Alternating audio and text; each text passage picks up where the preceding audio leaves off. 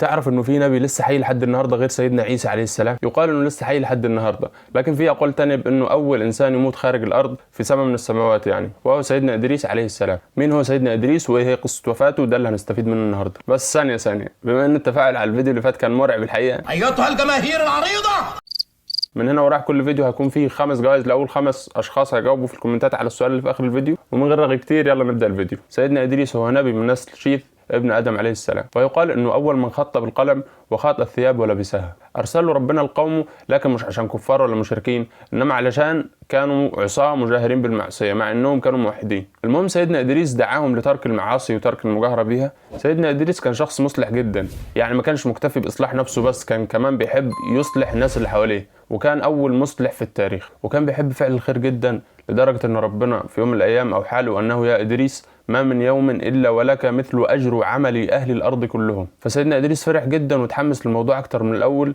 ودعا ربنا ان هو يطول في عمره. وفي يوم من الايام قابل ملك من الملائكه وقال له ان هو يبلغ لملك الموت طلبه، وكان طلبه ان هو يمد ويطيل في عمره. فالملك خده وصعد بيه للسماء الرابعه، وهناك قابل ملك الموت فسلم عليه ورد ملك الموت السلام على سيدنا ادريس. الملك قال له ان سيدنا ادريس عايزك تمد وتطيل في عمره. فقال له ليه؟ قال له علشان هو حابب يستزيد من عمل الخير في الدنيا. فملك الموت قال سبحان الله بتعجب. فقال له ليه؟ قال له علشان ربنا امرني ان اقبض روح ادريس في السماء الرابعه.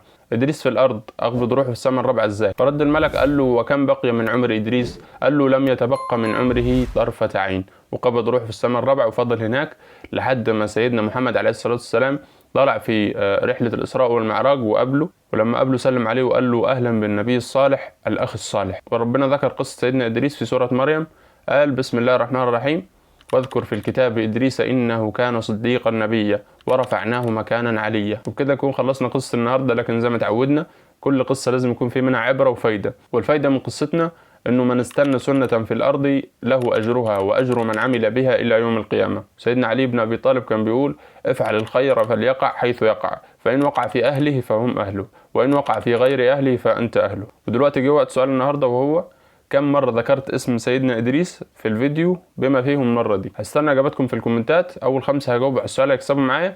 هستنى تفاعلكم. يا ريت لو عجبك الفيديو يا ريت لايك وسبسكرايب، ويا ريت تفعل زرار الجرس علشان يوصلك كل فيديوهاتنا اول ما تنزل. سلام.